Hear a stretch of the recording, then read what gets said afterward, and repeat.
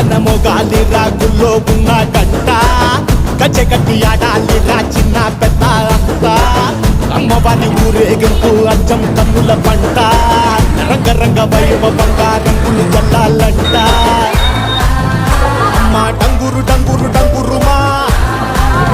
అమ్మ అమ్మోరు డంగురు డంగురుమా అమ్మ డంగురు డంగురు డంగురుమా